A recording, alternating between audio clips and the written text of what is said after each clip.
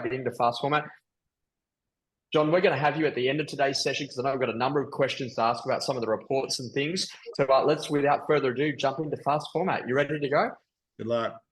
Awesome. Well, team, lovely to see you here today. I think the big conversation inside of fast format is to get you very clear on what it actually takes for great success. And I love this. One of the most expensive properties in Australia has actually just been launched for over $220 million or so. Now, literally, I think, John, you might be upgrading to Point Piper shortly. And it is Aussie John's house, actually. So, mate, you certainly share the same first name. But in life, think big, really, really big, and then double it again. And I don't know about you, but when I go to see that is actually on the wall of one of the richest people in Australia, I think, you know what, it's absolutely time for us to think big inside of our real estate careers as well. As a part of that conversation, Wayne Bennett just says a great quote, and just, at the end of the day, can you be better? And, every single time that I see that, can I be better? Of course I can, in the way I do better quality buyer work, better quality seller work, and really learning how to be a true professional around what it is that you do in being a great real estate agent. And actually, when you go and have a quick look at the national property clock, you can see here that all of the majors, Melbourne, Brisbane, Adelaide, Gold Coast, Sydney, are all there in what we actually got to call a rising market. Now, what we should see is that when we go and have a look at it, it's about 0.6% on average, about what we're seeing particularly in Melbourne and Sydney, a little firmer in Perth, a little less in Canberra. And the interesting conversation is we are back into some levels of growth markets, particularly in the majors. What this should get you to think about is the annualized rate of growth. And at the moment, we're looking at about 0.6, times that by 10, probably about 6% per annum is what we're due to grow. Now, if you think a little bit about that graph of 0.6%, it's kind of grown up a little bit like that. But during the course of the COVID era, we went up like literally 30%, even 40 and 50% in some marketplaces in a very short period of time over the course of 18 months. So naturally, this is the period where getting back in and actually upgrading the quality of your asset is what some astute buyers are doing. And actually, I was in a position that I was thinking about buying a better property in my local area. And I actually went and had a quick look at that home back in 2020. I missed out on it by $100,000. And I thought, oh, well, good luck to that buyer who's overpaid. Classic buyer thoughts. And then naturally, I had a quick look at it the other day, only 4 years down the track. And my property has increased about 800 grand. But the one that I wanted to buy has actually increased by $2.5 million. So from that point of view, I've actually missed out on a very significant capital gain. But this is ultimately about buying as you're going through a rising market so that you can ride up that capital growth until you get back to the peak of market cycle. And this is what we go to call upgrading the quality of the asset class, moving from a one bedroom to a two bedder, two into a three-bedroom apartment into a house, maybe a three-bedroom house into a four-bedroom house, and a four-bedroom house into a five, and maybe then one with views of the water or access to the beach. And this is actually what you're trying to do as a great real estate agent. To understand that naturally there's a number of things that we're seeing, the headwinds of the RBA and having conversations about interest rates yesterday has been quelled. But naturally what is an important conversation is to be aware that we are not out of the woodwork yet. Obviously a number of geopolitical events that could significantly change oil prices, and that naturally would have some sticky inflation ramifications for Australia. New data out also suggests that for every $7 billion worth of deficit that literally our Treasurer, Dr. Jim Chalmers, puts us in for at the budget next week, has the ability to be able to add up to 0.25% to interest rates and another 3 months of interest rates being held or increasing. So it's going to be very interesting to see. And I think that we're definitely in for a longer term conversation on interest rates. Let's have a quick look at that. This is interest rates in Australia over the course of the 1990s through until 2023, where we're for now. If you start having a quick look at that, what you see is the average has been sitting at least, well north of that 3 percentile range. And so naturally, we would expect a rate somewhere around about that 3.5% to 4% would actually be where we'll sit over the medium to longer term. And as a part of that conversation, what I think is really critical to understand, that doesn't look that bad when you go and have a quick look at it on that graph until you see this one. This is actually what has happened to what inside of our interest rates over the course of the much shorter term in the last 10 years or so. What is interesting to see here is that literally the eras of 2020 and 2021 are not likely to return. This is better known as now the free money era. And this is an interesting conversation because now money actually costs. So from that point of view, when you're talking to a seller, having a conversation about a price reduction, talking to a buyer and convincing them to buy, what is important to realize that literally this is not going to be likely that when we have an interest rate decrease, that it's all of a sudden going to decrease to the free money era. The likelihood is that literally we might get that closer to somewhere around about that 3.5 percentile type range, maybe even a top of maybe around 4.1 is literally where a lot of the suggestions have been. Judo Bank came out over the last couple of weeks. They said that they expect about 3 interest rate increases this year. They weren't as bullish as what Commonwealth Bank said. They believe it's actually 1 decrease at the end of the year. So from that point of view, it clearly goes to show that literally there's a lot of trepidation in market. What do I know? I can't actually prevent any of those things happening. But what I can do is I can get really good in the way that I go to work with buyers and to understand the digital intent of consumers. What we do know is that new stats that have come out have actually realized that now we're in a position that 16% of all transactions in the last 90 days, the vendor actually bought the property in the course of the last 3 years. So from that point of view, what is very, very clear is that I've been getting on the phone and ringing every single person that has actually bought from you in the last 3 years. Hi, John, it's Josh Phegan. The reason for my call today is I know that you've bought your property with us over the last few years, but I check in to see how are things with you guys. How's the house? Is it worth us popping out and giving you a bit of an idea on what your place is worth? And what we're seeing is a number of people making the decision to sell because they've made quite a good gain during the course of that period, but also too, people that are making the decision to sell because maybe the financial ramifications of those decisions are quite significant. What is interesting to realize is that there has been a 70% increase in the cost of a mortgage repayment.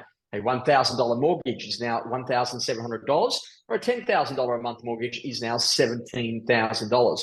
This has been evidenced most inside of the Australian economy, specifically with restaurant closures, with people being in a position that they're not going out to dinner as much, or maybe only going once a week rather than a couple of nights a week. Now, what is interesting is this thing. But today we've got to go and have a great conversation to realize that business is just that. It's just a set of formulas, a set of systems and approaches that absolutely guarantee success. And so what we want to do is we want to start to get you to think that attitude is really a skill. Now, I can't wait for interest rates to go up, down, sideways, or any of the above. But what I can do is I can realize that I can't stop the waves, but I definitely can learn to go and surf them.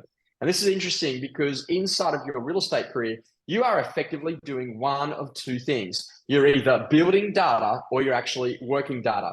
Now, this is interesting because building data is about maybe things like 10, 10, 20. You got to get a great new listing. You go to the 10 houses either side, the 20 across the street. We get on the phone. We go and have a great conversation with those people at the point of listing. We get their permission to be back in contact when that subject property sells. And then when it sells, hopefully we pick up the phone and we give them an advisory on what that has sold and therefore what that might mean that their property is worth. And naturally, if they want to come to market, then now is an opportunistic time to do that, whilst we know that we've got a number of buyers that are interested in buying in that particular area. The second conversation, though, is not as clear. That's about working the data that we've already got. So what we've actually seen is the digitalization of the workflow process. Naturally, a lot of systems have come along and have automated a lot of the things that are related to compliance. So an agency agreement has come in. It helps us to maybe order a copy of a contract. Maybe it helps us to book a photographer and a videographer. But the things that a lot of these systems miss is actually the great prospecting capabilities. Now, let's say that you've just gone out there and you have won a great listing, which is a 4-bedder in your local area. What we now do is we go back into the database and I want you to find all of the 4-bedroom market appraisals that you've actually done in the past. Now, when we go and get those 4-bedroom market appraisals, we now get on the phone, we identify our top 20 of those, and we just jump on the phone. So, hey, John, it's Josh. I thought I'd give you a quick call. We've just listed a 4-bedroom home, which is just like yours. We know that in literally 1, 2, 3, 4 weeks' time, that particular property will be sold, and we're going to have a number of buyers that are going to be left over. Now, John, I'm going to give you a call in a couple of weeks' time when it does sell, and I'm going to be looking for your instruction on what you'd like us to do with those particular buyers. Again, when that 4-bedroom property does sell, hi, John, it's Josh. I thought I'd give you a quick call. The 4-bedder has just sold. It made $1 million. We know that we've got 2 or 3 buyers that are left over.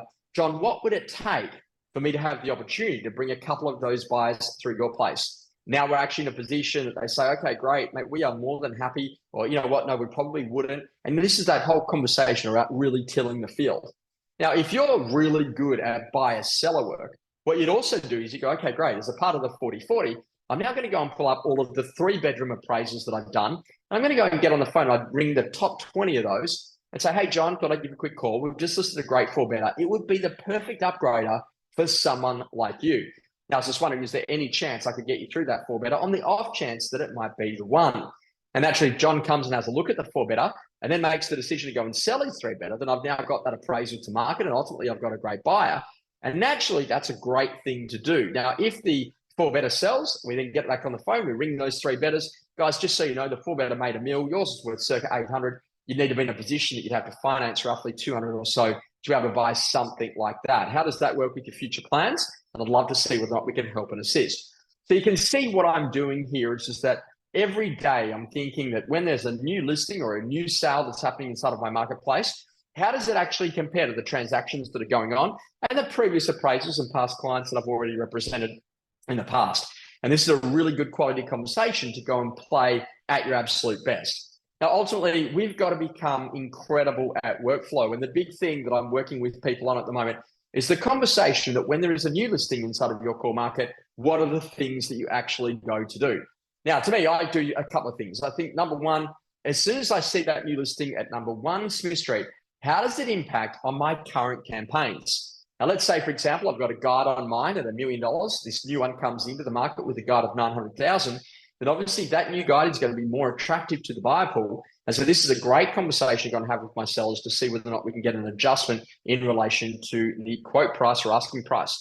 Now, naturally, this is interesting. Would any of your buyers, sellers actually buy it and therefore sell theirs? So again, if you know that you've got a 3 better and there's a 4 better that's just come on, even if it is with a competitor, and they went and bought the 4 bedroom, then that would then mean that then they would go and sell their 3. And that then literally is a great thing because you can sell the 3 and help them to go and buy the 4. And at number 3, do you have any market appraisals of a similar type that if there was a leftover buyer, that again, they'd go to sell theirs? So that's a perfect example of the 40-40 in action. Now, this is an interesting conversation. When I go to work with people on workflow, the first thing that I say, guys, let's quickly go and have a quick look at these 3 dot points and see how that relates to any of the market appraisals, any of the past clients, every single time that there's a new listing that comes to market. And actually, when there is a sale, what do you actually got to do in terms of your core market? Now, again, if a property is just sold, how does it impact on your current campaigns? Now, let's say that your best buyer, John, has just gone off and he's gone and bought something else, and he's no longer going to be there on auction day, then we're going to need to have a new auction day strategy. So this is a really important conversation. If he went and bought that asset that was on the market at 900 and he actually ended up paying 880,000 for it, then that will have a material impact on the current campaign that I'm running today.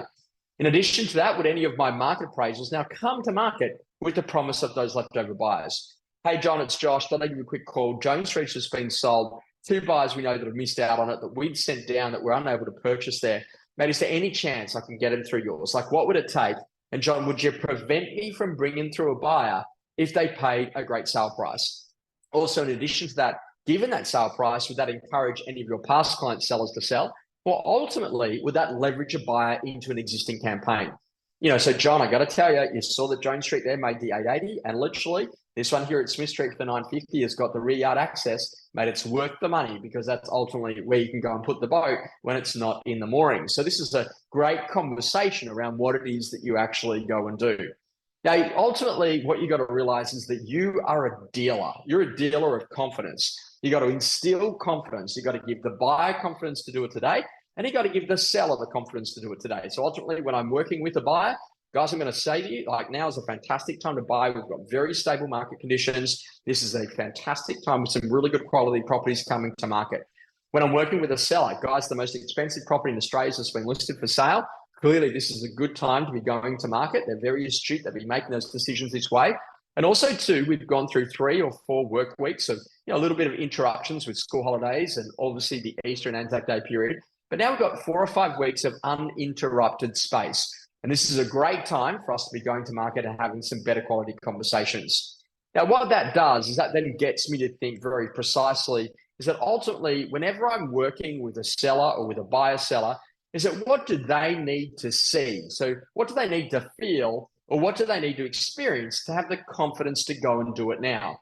Now, when I say the word see, that maybe they might need to go to an auction, maybe they need to come to an open for inspection, maybe they need to see a property that they could buy before that would give them confidence to sell. Maybe they need to feel the urgency of that underbidder that's actually been left over. Or maybe they need to feel the requirement to actually go and do it now. And in terms of experience, maybe they need to have a couple of other people from your office through. Maybe they need you to get that painter organized for them so that you know that you are their agent of choice because you're seriously good at what it is that you do. Now, this is a great quality conversation because it leads us to the next one about developing great lists. Now, in working with phenomenal real estate agents, lists absolutely rule. And what I want you to think about is what we're going to call the buyer hit list. So we know that if you're going to be a great agent, you're going to practice a lot of hygiene inside of your database. And we want to start thinking that if you shower every day, you clean the database every day too. And that's that whole idea, is that literally what allows a buyer to actually make your buyer hit list. So what are the very specific triggers? So that word that I've used there is trigger is very specific, where we're thinking about what are the things that trigger someone moving out of the buyer into the buyer hit list category. Now, that may well be that if someone has come back for a second inspection, they're obviously pretty clean to buy. If they need to buy by a certain date, maybe they've got a job relocation or they need to do something as a part of a settlement date, maybe they've just sold theirs, which actually requires them to purchase pretty quickly, else they're going to be homeless or potentially moving into rent rather than owning. Maybe they've been in a position that ultimately they've requested a copy of a contract to a solicitor for review, or maybe they've actually purchased a copy of a pest and building report. Now, every single time that we're fundamentally doing these things, that person is actually moving into the buyer hit list category. That then moves us into what we then go to call the seller hit list category. And that's all actually about thinking, again, what are the triggers that actually make a seller move into that seller hit list? Now, to me, if someone's got a very clear problem type, like they're having a baby, they've got a job relocation, they need larger garaging space. If maybe they have just bought, maybe they need to sell by a particular timeline, then that would actually allow someone to go into my seller hit list. And that then moves me into my final list, which is my buyer sellers. So, out of all of the market appraisals that you have done in the last 30 days, just think actively through them, how many of them are actually buyer sellers? And so this is where you got to ask really good quality questions. John, I'm just going to ask you a really basic question. If we found you something to buy, man, how would you do it? Like, have you got some cash set aside? Have you got some bridging finance that's in play? Are you in a position, man, that ultimately you could just buy without having to worry? Do you have some bridging finance? Or are you in a position that you'd be open to this? Could we get your photograph? Could we get a copy of the contracts organized? And then naturally, the moment that we find what it is that you want, and we can actually then launch your property live on market, get one or two buyers through it, get a great offer on yours, so then you can proceed on a great offer on the one that you'd like to purchase. And that's about really understanding that if you found them something, then you know that they would actually be in a position that they would sell if you found them something to buy. Now, why this is so critically important is that there is a lot of agents that will do market appraisals without understanding the reasons why people would do the transaction. And to me, this is about actually having really good quality hygiene inside of your business, that on a Monday, you've got a buyer hit list review, which is all about understanding, is there anyone that literally has tripped the trigger line and is now a more urgent buyer over the course of the last week, and particularly the weekend? Were they bidding? Were they making offers? Were they buying copies of pest and building reports? On Tuesdays, the seller hit list and market appraisal review. And often what I'll do in the live sessions at the moment is I get people just to write out a list of every market appraisal that they've been to over the course of the last 30 days. And they often forget most of them. And I always just think about this. If you can't remember them, then they certainly can't remember you. So ultimately, how many of those people can we progress to the next steps? And then on Wednesday, I like to do an existing listing review. And this is a great conversation around what one thing do you need to do to make that listing more saleable today.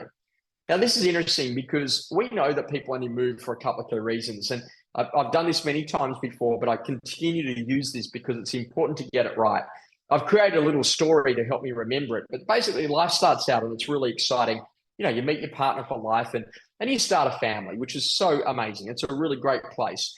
Not always does it go the way that we want it, unfortunately. And naturally, growing families may evolve into potentially a divorce. And unfortunately, that might end up in a deceased estate. And naturally, the person who buys that is the developer, and the developer sells to the investor. And the investor, if they don't buy the right thing, goes bankrupt.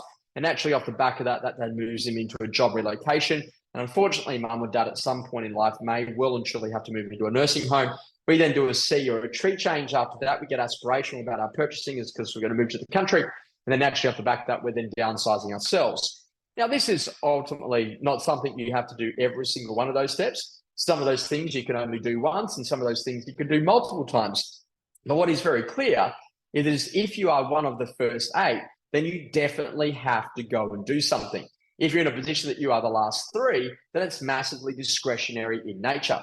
So what I want you to consider is that how many of the market appraisals that you actually did last month were people that were having a baby, that were getting divorced, that were deceased estate, that were developer, and that will then give you clarity on the timeline.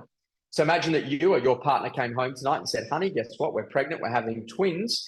would that change things for you in any way? And if it would, then naturally that's the thing that will get the same progress for your sellers as well. Now, what I'd like you to think about is it really is about understanding buyer intent. And buyer intent to me is a really important conversation.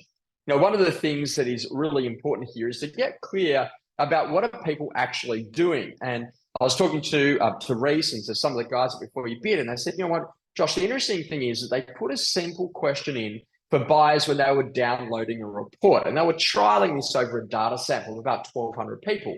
Would you like a discounted report for a property that you have to sell? And the interesting conversation is that literally they had 1,200 people respond yes to that in that initial 4-month pilot period. And from that sample of those, they found the following things. 42% of property had sold, 42% sold their property within 3 months after downloading a copy of a pest and building report or a strata report. And this is an interesting conversation. And what I want you to consider is that literally when people buy pest and building reports, they're showing you intent that they're about to do a transaction, ideally within the course of that next 90 days. Now, it's not quite, but 42% is pretty close to nearly 50%. Let's roughly call it that 1 in 2 of those people, if they already own a property, are going to do a transaction in the next 90 days. 36% of those people that are in a position owned their own home and were yet to sell. So we know that at least 1 in 3, a little bit more than that, but at least 1 in 3 of those particular buyers walking through that are buying a copy of a pest and building report have actually got something to sell. And then in addition to that, 8% had recently listed their home already on the market. So we'd already missed it by that point. But this is why it's important to go and work that particular database. Over 40% of people actually sell within 3 months, and nearly 80% have a high intention of actually buying when they actually go to buy a copy of that pest and building report. So the lesson for me is to literally really think about what you can do to go and perform at your absolute best. And this is literally the lesson that about 25% of report downloaders have something to sell in the near term, with report downloaders being one of the best intent signals that you can get that people are about to go live to the market. Now, this is, kind of a nice little place for us to put a bit of a punch holder before we finish for today, John. But I get you to think that really the most important consideration is this: no matter what, expect the unexpected, and whenever possible, be the unexpected. Now, to be a great real estate agent inside of this marketplace, I can tell you that there is an incredible correlation between those people that get more buyer appointments, get more market appraisals, end up getting more listing appointments, and actually go to own their markets. And your job is to think that the skill here is about making sure that you are doing everything that you can to go and build the momentum. And the lesson is that actually the fish are at your feet. And if we just got you in a position that you started going and chasing all of those particular people in your marketplace that were prepared to do something, that it would change the game very powerfully. Now, John, we wanted to quickly have a chat with you about that because we can see some of the intent data that's coming through there is particularly impressive, that naturally this is becoming a part of the vernacular of what Australian consumers are doing before they go to buy a property. Traditionally, they're now in a position that's saying, hey, well, you know what, we'd like to be cautious. We want to make sure that we buy a copy of a report. We definitely want to get a copy of a strata report if that's appropriate. Pest and building inspections are by the by in the majority of states and territories across Australia, outside of the ACT. And the interesting conversation around that is that people are saying, hey, I want to know about what's going on in that property, and then they go to do a transaction. Did that data surprise you in any way about the intent of people actually becoming sellers and literally buyers that we're going to buy? Josh, it was so exciting actually analyzing that data because, as you beautifully explained to everybody, it was one simple question that we put into the checkout process when a serious buyer downloads a report. Would you like a discounted report for a property that you have to sell? Now, to have so many buyers in the last 4 months say yes, but then to cross-reference the data, the ownership data with CoreLogic, and to see that so many within a month to 6 weeks listed their property and then sold within the next month. We tell people all the time, there's no greater indicator of intent than when a buyer downloads a copy of the report. Now, one of the things that you said was, what do they need to see, feel, or experience to have the confidence to do it now? One of the great elements of using BYB is that you can just constantly see every buyer during a time period that has downloaded a copy of that report. What our best agents do is they actually print that off. They'll take that to a potential vendor and they'll just go through that list and they'll just say, look, these are all the buyers that we have that have missed out on a property in the last 12 months. We have one agent who just focuses on downloads and has had about 800 in the last year. So you can just imagine going through 800 names and being able to say to the vendor, look how powerful this is. If you give me your listing, I know exactly who to call right now. And the other key thing is here is, John, is that don't miss the sellers. There was a house that came up on in my street where I live in Balmain, about 3 doors up, and there was a pest and building report available. John, I actually bought a copy of that and read it before I even went to the open for inspection. Why would I do that? It's the only one that's got access from that particular street rather than the rear lane. It's the bigger house. It was on the double block. There was a number of things there. And I thought, you know what? If this is going to be the one, I'm going to need to act quickly. And actually, I went and had a quick look at that property. There's a little bit too much renovation for what it is that I wanted to do. But the agent didn't even see me walking in and out of the gate of the house 3 doors up the road to realize that I'm actually a seller in that particular street.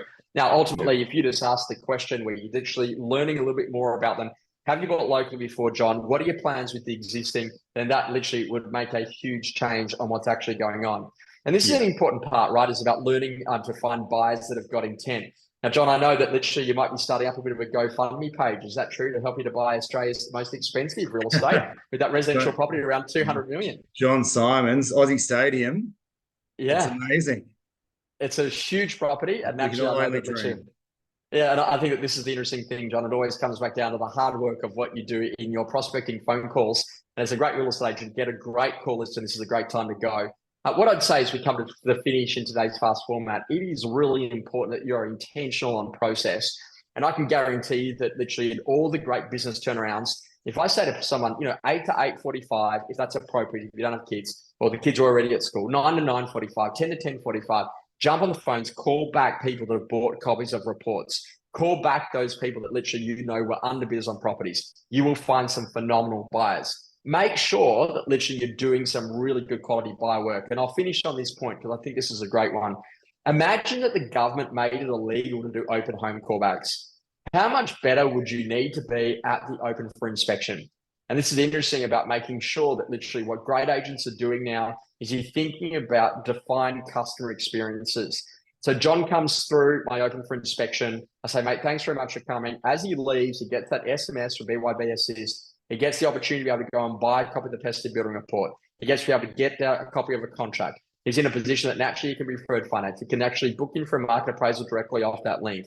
He gets the phone call come Monday. You see that he's bought the tested building report over the weekend. You got a chance to get him back on an inspection. John, you came through Smith Street. Would you like to see it again? He comes back down at 2 o'clock the next day. You turn that into an open home between 2 and 2:15. Anyone who's following the property online turns up at that open for inspection. That drives the fear of intent. Before you know it, you've actually got a buyer and a great offer on your hands. And this is the difference of it. When you're very clear about process, you absolutely get great results. So as a phenomenal real estate agent, I've never seen a better time. I'll be getting back on the phone and ringing anyone who's actually bought from you in the course of the last 3 years and see if you can get 1 in 6 of those people to actually list and come to market, as is the industry trend right now in Australia. John, as always, awesome to spend some time with you guys before you bid, and great to have you a part of Fast Format. Team, I really hope you've enjoyed it. It was fast. It's the quickest 30 minutes you'll see, and we look forward to seeing you next time. Thanks, team. Cheers. Thanks, Josh. Much appreciated.